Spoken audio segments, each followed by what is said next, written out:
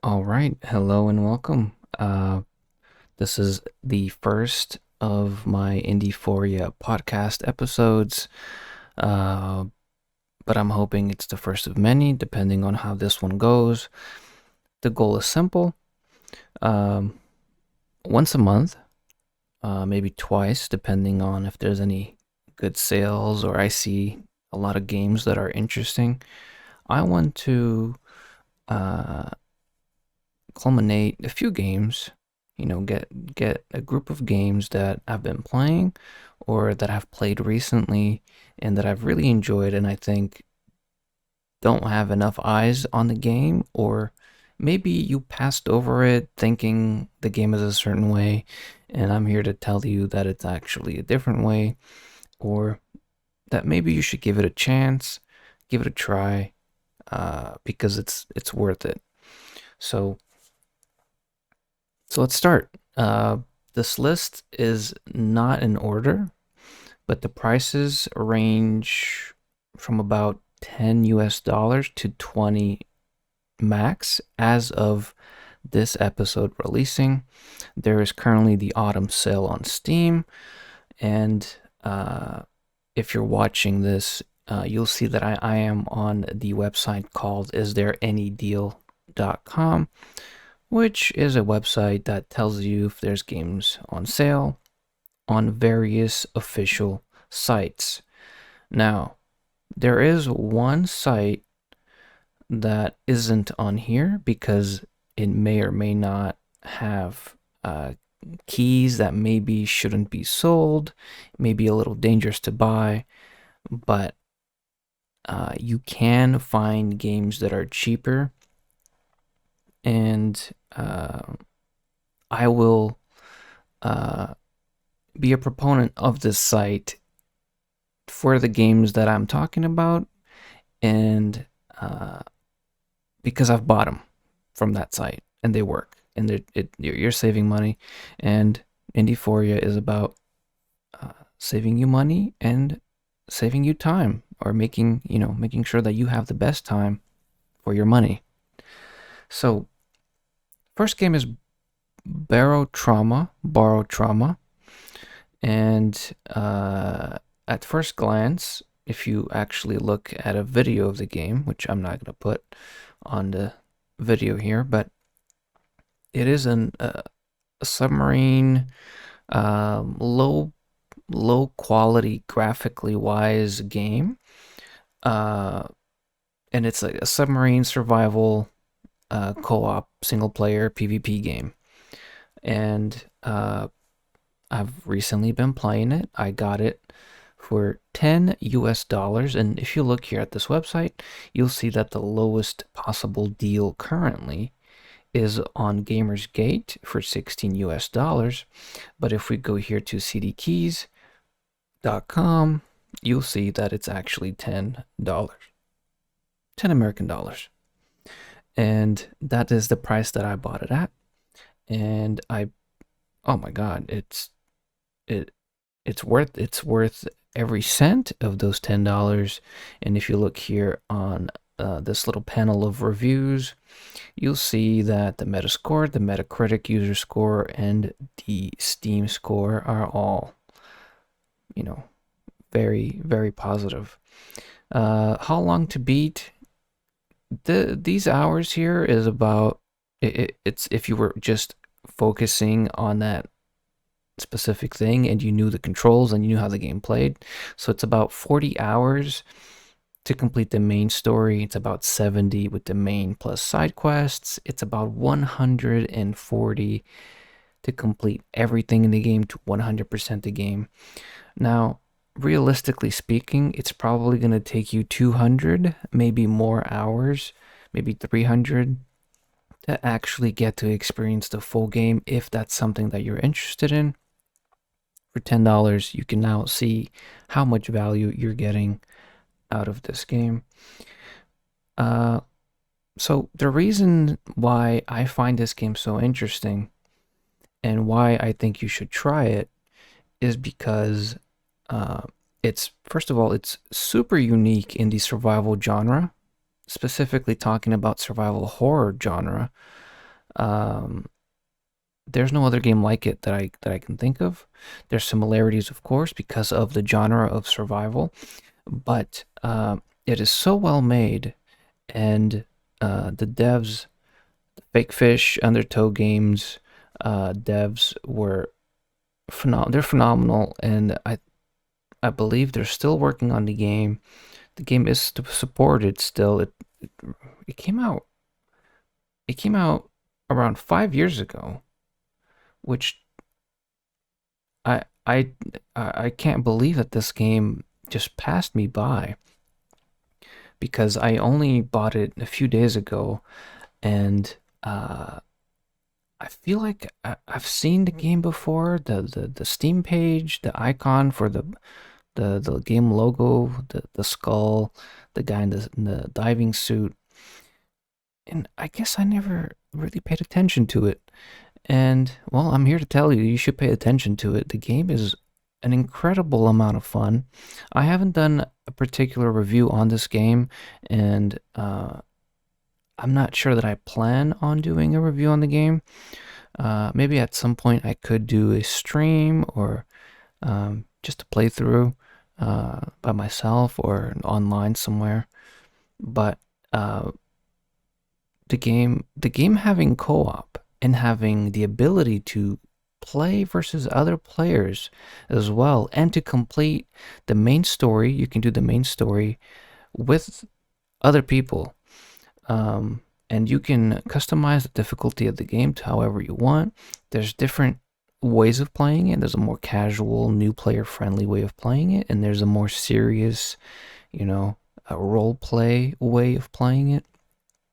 And with friends, I can imagine this game would be a lot of fun, and it would make for a lot of laughs as well as for a lot of hectic situations. But even single player, the NPCs in the game are capable. I'm not going to say they're the greatest, but they are capable. And you are able to play the game by yourself because you can hire NPCs for your crew in the submarine. And of course, I don't want to spoil too much. And part of the reason why I won't show any pictures on anything that I'm talking about is because, one, you can look them up yourself. That's less work for me, but also because if there's anybody watching that doesn't want spoilers and likes to jump into a game without seeing much information but knowing some information, then this is the right place to be at. So, for $10 currently, um, I think out of this list of games that I have, this is probably the best that you can get for that amount of money. Um, I highly recommend it. The developers are trustworthy. You don't have to worry because the game has been out for a while, right? I mean, the reviews speak for themselves, and if the devs at some point had, um, lost track of how they were doing, that people would have changed their reviews and whatnot. But the devs are great. The game is great.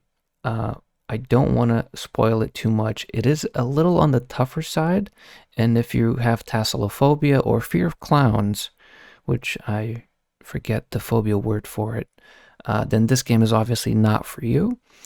There are sea monsters, and it is uh, apparently a game inspired by RimWorld, Dwarf Fortress, Faster Than Light, Space Station 13. So, and it is a 2D game, which adds to the undervalue, I guess. People might just skip over it because it's a 2D game. I understand that mentality because I once had it. Give it a try. If you play on PC, you know that when you buy a game on Steam, you have 2 hours to play it, and then you can refund it at no questions asked. 100% you can get your refund. So don't buy it on CD keys if you're maybe iffy about it. Go ahead and buy it on Steam. Try it out. If you like it, refund it. Save yourself $7.80. Go to CD keys, buy a key, and you're good to go. So that is Barotrauma. I'll make sure to put a Steam link in the description, just so that you can know what games I'm talking about. Next, I want to talk about Going Medieval. Another game that I've played, not as recent, but I have played recent, and I've also done, actually, my first video on this channel is a short, concise review of this game. So I'm not going to talk about this game as much, but I am going to tell you that the developers are my favorite or top three right now in terms of indie game devs for me personally. And this is, I'm somebody that has hundreds of games, and I play games all the time. They're some of my favorite devs right now because of how responsive they are, and their dev blogs, the information they put out, um, the communication times are really good between the devs and the community. And I value that a lot. I know some people don't really care. I think good developers make good games, and even when a game is early access and maybe bare bones, knowing that the developers are there and they're good developers means that the game will progress. And that's what happened with Going Medieval, the game that came out 3 years ago now, almost 4 years ago. It was very bare bones. I remember I bought the game at release for $20, I believe it was. The current best price is $16.57 on Games Planet. Gamersgate has it for $16.69. So that's Games Planet FR, so that's for European people. And the US, yeah, you probably want to go to Gamersgate. Looking at CD keys, you can get the game right now for $13 if you're US or Canada. I do want to point that out. This is not worldwide keys on CD keys. I'm sure the prices would be different in other places. For $13, this is a game that you're gonna have a lot of fun.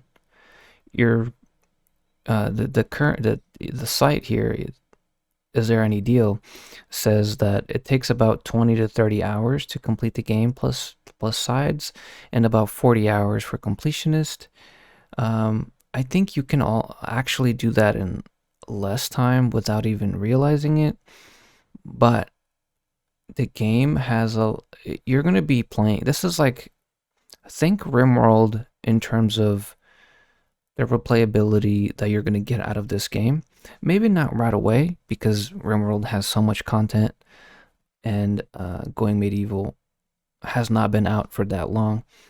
But think of the scale in that same aspect. Of course, they're still working on it. Like I said, the devs are very responsive, but it is a colony sim base building game, and it's polygon pixels.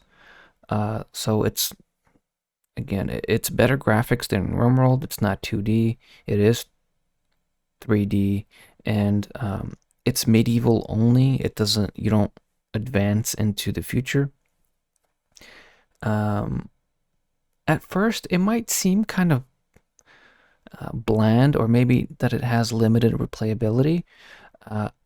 It really depends on if you like the genre, right? If you're into colony building, base building, management of resources and people, and if you enjoy basically grinding resources to then build things or acquire things, then you're gonna enjoy Going Medieval. Also, it's not new, but it is, I guess, a relatively new feature added, that it's the Steam Workshop, which people love, and you can have access to that in Going Medieval as well. You're, honestly speaking, of course, you are probably going to get more gameplay out of maybe like a Dyson Sphere, obviously a RimWorld.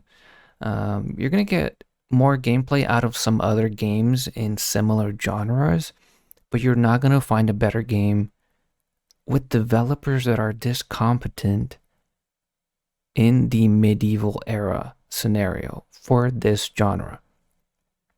For $13 American right now, you got to keep in mind, these early access games, these type of games, they go up in price. Yeah, either while in development or at end of development from early access to the 1.0 release. $13, I think, is a completely fair price. 15, 16, I think that's fine as well. Considering that you're gonna at least get 100 hours out of the game before you're bored, in my opinion. Uh, there's a lot to do. I think in total, I'd have to recheck. I'm gonna say 50 hours, and I haven't done everything there is to do. I haven't tried the game on the hardest difficulties. I haven't done a proper lone wolf scenario, which I do want to do at some point, which is going into a world by yourself and seeing how you fare. Uh, there's a lot. There's, animal husbandry, there's pets, there's, traits and personalities and peoples of different religions, and you do get rated. There's markets, there's all kinds of really cool things that happen, but of course, there's no fantasy element to it. Like RimWorld has aspects of that. So I do recommend it because the price is good. You're supporting a game that you know is growing, 100% guaranteed. They'll keep adding content without giving you like these paid DLCs. The developers are awesome. The price is really good, and I value that so much, and that's why I'm recommending the game. And also, I will link the video to the 2-minute 30-second, I think it is, review that I have of Going Medieval. Super short, concise, to the point. But that's Going Medieval. Next, probably the most popular game out of the bunch that I have here, and that's Project Zomboid. Again, what hasn't been said about this game? The game released over 10 years ago now. It is obviously super highly rated. It takes about 40 hours to beat the main story, whatever the hell that means. And it takes over 700 hours for completionist. So I think there's no way to set proper hours to this, because the game is essentially endless. Of course, you die, the game ends, but there's just so much to do with the mods as well. The mods are fantastic. There are some incredible mods out there. Quality of life, but also added content. The devs are awesome, and yeah, maybe they're a little slower, but they prefer to do massive updates rather than regular smaller ones, which maybe, it's either you like it or you don't, but I guess it helps the devs more for the situation to be that way, and I'm fine with it because there's already so much content to the game. I think I don't know, I have at least 100, 200 hours on the game. I don't think I've made it through winter yet. Uh, of course, I haven't tried hard enough. Maybe I have to lower difficulty settings or something. Um, I've played alone. I've played with people. The game is so much fun. I can still remember the first time playing it. It's incredible. The quality of the audio um, is so good. And I started playing it right after the game got that graphics update, which kind of just made it blow up. The game before then was really good too, but the update that it had made it so much better. Like it just opened up the game so much more. And yeah, so for again, the game is not a game with intensive graphics because it prioritizes gameplay, it prioritizes content. Um, and that's something that some people can't really, get over. Some people prefer amazing graphics even if the gameplay is subpar. I'm either way. Like, I probably lean towards the gameplay aspect of games rather than graphics. I don't mind sacrificing graphics for Replayability, I think, is probably the number one thing for me. And Project Zomboid, you get a lot of replayability. If we look at the prices right now, it's at $12.42 American on Steam, and it is $37 if you buy the 4-pack. So if you and 3 friends want to play, you can save some money by buying the 4-pack. And on CD Keys, do not buy it from CD Keys because it is $20. It's full price. It's not on sale on CD Keys. Do not buy it from CD Keys. Project Zomboid, as of this moment, should only be bought on Steam. And I know that they have a collaboration with Dying Light. Of course, that's a AAA game, I believe. Actually, I'm not too sure about how well funded the Dying Light company is, but I'm pretty sure it's a AAA. If it's not AAA, it's damn near. They have a collaboration bundle. You can get both games really cheap. If you haven't played Dying Light, I do recommend it, even though I don't want to talk about it too much. Yeah, I mean, Project Zomboid is, to me, in my opinion, if you're into survival games, into zombie games, into open world games, it's the best. It is the best. And I've played 7 Days to Die. I've played Rust doesn't really count. I'm trying to think of other zombie games that I've played that exist. Obviously,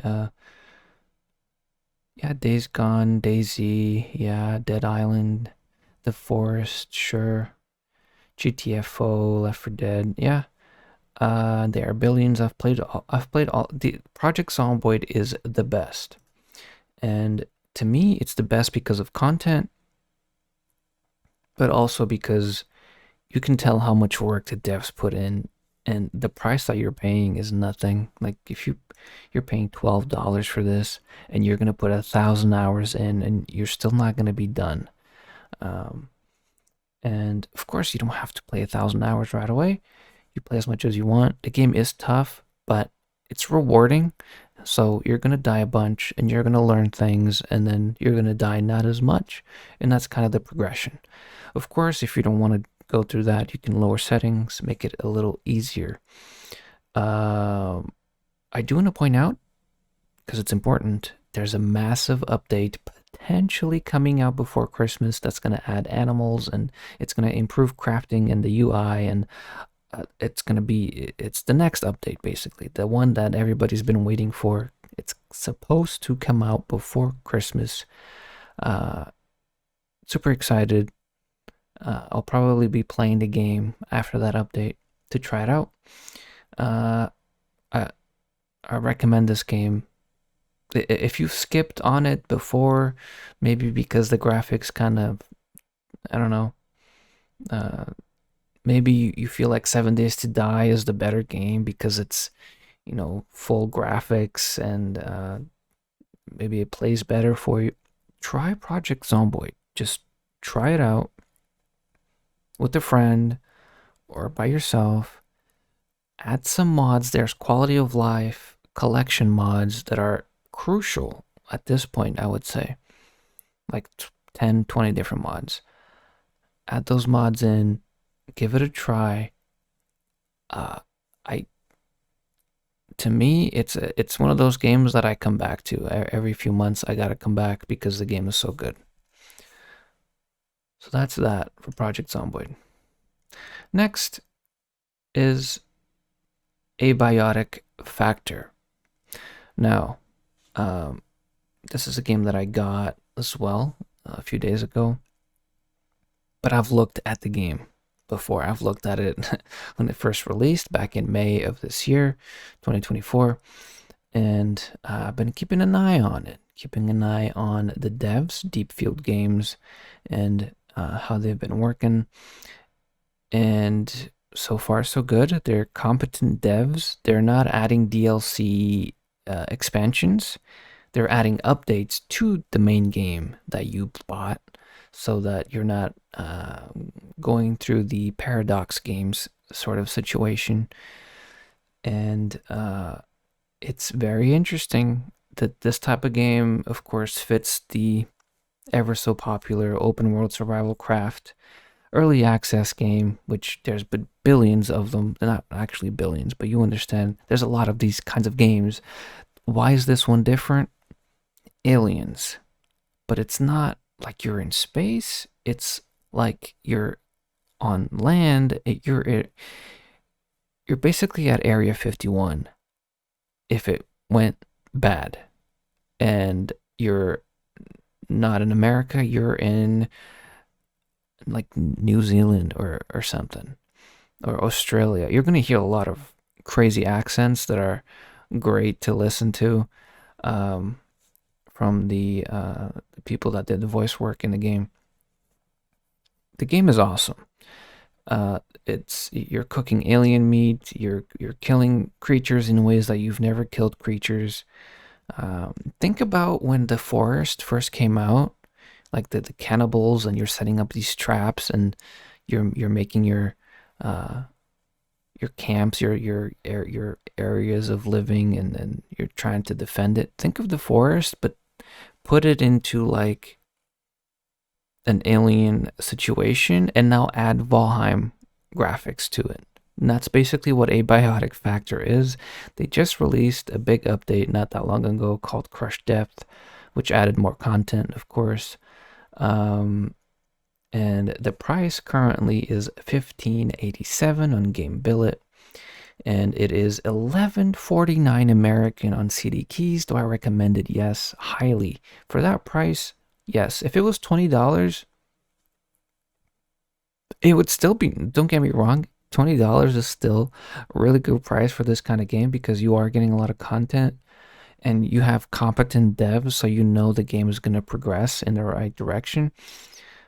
But I like to squeeze the most I can, like, because if you're spending $20, you could have spent $10 on two games that we've been talking about instead.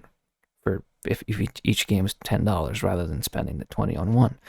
So that's what I'm trying to talk about here. So it's about finding the better deals, and $11, $12 for this game is an insane deal. So far, I've only played solo, and I've really been enjoying it. I'm trying to do the little main story, and kind of scared to go out at night still. Uh, to beat the main story is about 25 hours. Completionist is about 50 hours.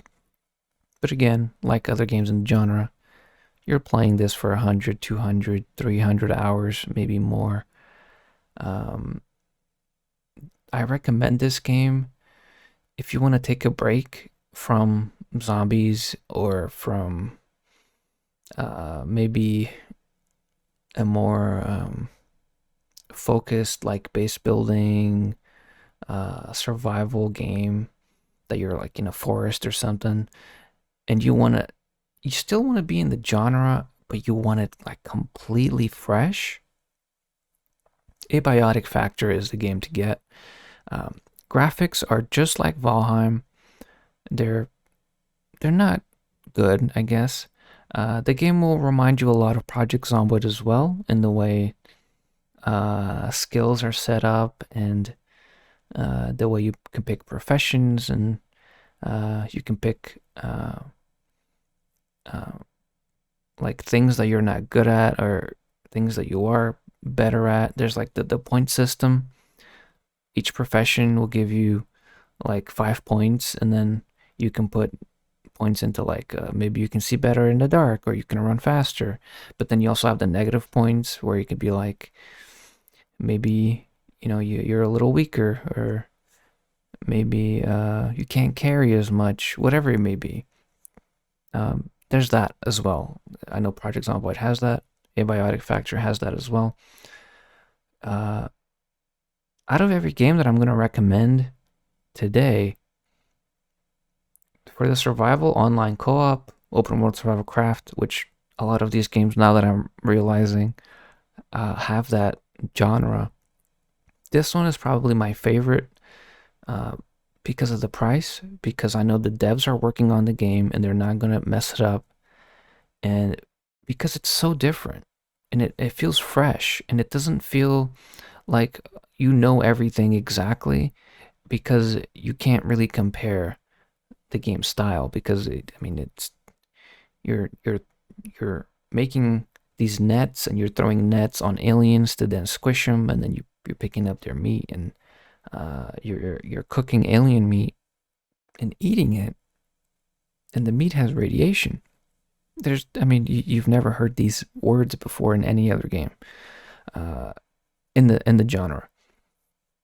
Really good, $11, $12. I highly recommend it for that price. Online, if you're solo or co-op, I don't mind either or. You're gonna have a lot of fun. And lastly, I want to talk about Eco.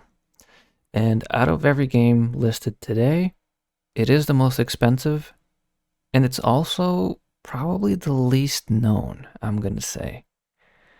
Maybe going medieval. No, I think Eco is the least known, which is unfortunate. But I think it has to do with the price. The game's always been higher priced than every other game I just mentioned. It's a big game. It's a really big game. It is simulation, economy, immersive, base building, open world. It does have crafting elements. It does have survival elements, kind of.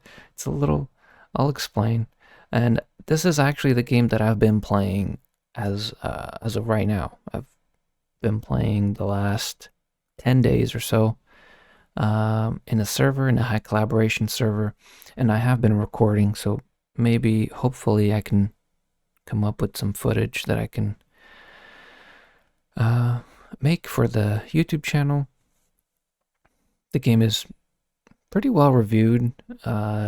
There's a lot of downvotes, and I was reading some of the reviews, and people are saying the game is now pay to win, which is not the case. I don't even understand why people are saying that. I have over 300 hours in the game, which actually for this game is kind of not much. You will not experience the full game until you've probably played maybe 500-600 hours, because there's so many different jobs and professions and servers and ways of playing. So the goal of the game, of course, is there's a meteor flying around the planet. You got to destroy the meteor before the meteor destroys the planet. But there's a catch. You have to use the planet to build resources to destroy the meteor. Think real life. If you start to kill everything, chop all the trees down, build factories, carbon goes up, the land becomes a wasteland very quick if not managed properly. And what's going to happen is the game's going to end before the meteor even crashes. So, the only downside about this game, it's not single player friendly. It's not. You can do it. You can change things around and make it so that you can play single player. It's not going to be fun, because you're going to miss out on really important parts of the game that you need. Not just one other person. You're going to need at least a community of people. And how do you find that? I was able to find a Discord server that I've been in, and they wipe the server every other week. So whenever I feel like playing, I'll join on wipe day and then get going. And yeah, I get to play with other people. I don't know them. Sometimes the game will be a little easier, sometimes it's a little harder, depending on if I join a city in the game or not. The game is very intricate. It's as intricate as you want it to be, because you can play the game relatively easy by just being, a logger, just going out and chopping trees and then just selling the wood, or being a miner, mining rocks, selling the rocks. You can play the game very simple, and you're contributing towards the main goal that everybody has. But you can also become, like a smithing person. right? Advanced smelting. You can make, ingots or bars. You can make tools for the server that you then set up in your shop. You sell, um, but then you have to think about, all the different machines that you're gonna need, uh, and of course, there's like ages, like Bronze Age, Iron Age. Not exactly, but there's you don't just get like steel on day one. You won't. You gotta make stone tools and then progress from there. And there's laws involved. So usually each server will have their own laws, and then within the server, within those laws, people can make towns, and then the mayors of those towns will have their own laws. So the game can go really deep. I have never been a mayor or anything like that. I do like to join a town because it makes things easier. People go to your store because it's right there because everybody's in the town. Living by yourself, not recommended. Even in a in a server with people, you don't want to be by yourself out in the corner of the world. You might have all the resources, but no one is coming to you to buy stuff or to sell stuff usually. The worlds can be smaller or bigger depending on whoever the host of the server is. Kind of like Rust, it will have different dimensions, like 4,000 by 4,000 pixels or 8,000 by 8,000. It can vary the world size, and by default, the meteor is 30 days. The server I play on, it's about half of that because people start to quit like 10, 11 days into a server. People start to quit. So a lot of times the meteor doesn't actually get destroyed. The server just gets wiped, and then a bunch of people join, and it's hot at the beginning because everybody's doing so much and progressing so quickly. Um, but it does start to die out as days go by. Not always. Sometimes you do get to experience the meteor get destroyed. Uh, but it depends on the server that you go to, of course, and how the servers run, and if people are being taken care of. If people understand that being alone, you're gonna have a bad time, and that's not the game's fault, right? That's not a reason to give the game a negative review. The game is very ambitious. It's probably it's one of my favorite games in the open world survival craft genre because of how cool the concept is of needing, everybody doing different jobs, and everybody just willingly does different jobs. Yes, you're going to have more people that are into carpentry and more people that are into uh, making bricks, and more people that are into making tools, right? The cool stuff, making machines, making vehicles. Yes, you're going to have more people that are into those things, but jobs do get completed in every profession. The chefs, the farmers, the hunters, the butchers, the fishers. People do go into every profession because they see that, oh, if the server is missing, this profession doesn't have as many. You can go into that profession and just kind of profit off of it because you'll be the only one. So you're actually never the only one if you're in a server big enough. The game is uh maybe there's a learning curve, but there is a tutorial, and the tutorial is like it follows you along, and you can choose to turn it off or not, or follow it along. And I think the tutorial is really good, and I do think the game is amazing. I think the devs are doing great. They're adding a lot of content. I haven't seen any paid DLC or anything like that that's necessary to play the game. I think what people are mad about is cosmetics costing money, which I don't understand. Um, it is very important that you find a good server that works for you. I would even advise against playing in an official server if it's your first time. Play on modded servers because they'll have quality of life mods. So, for example, a shovel. When you want to dig dirt, you press left click on the ground. You pick up one dirt on the shovel, and then you got to move it to, to a storage place or put it somewhere else.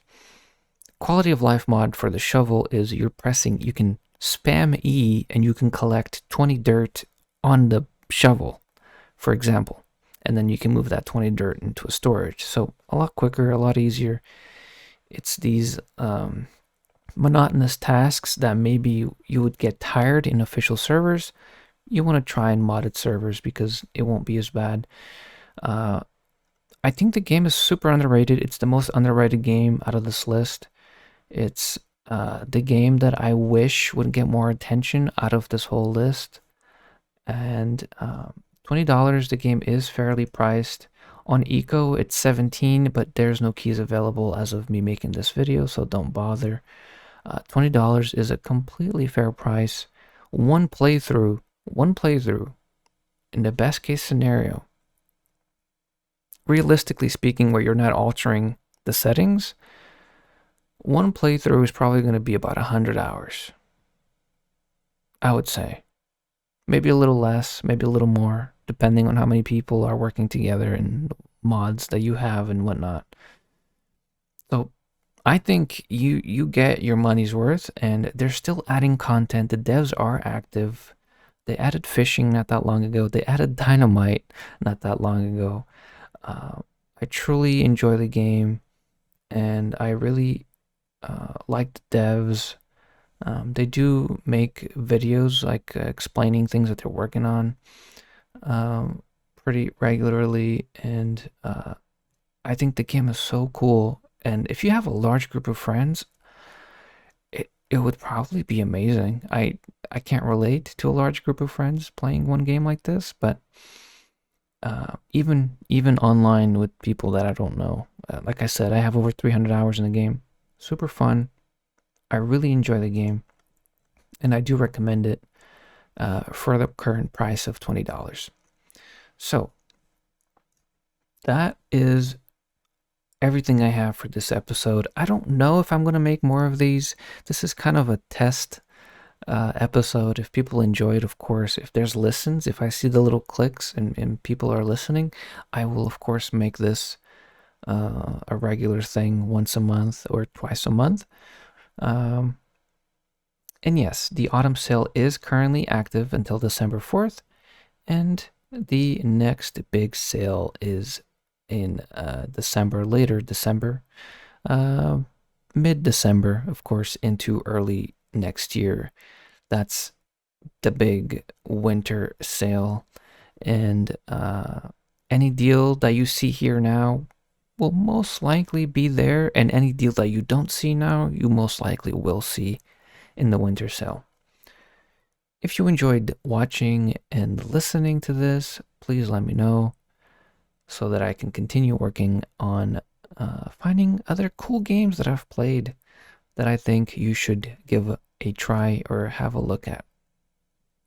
This is Indiephoria. Thank you for watching and listening.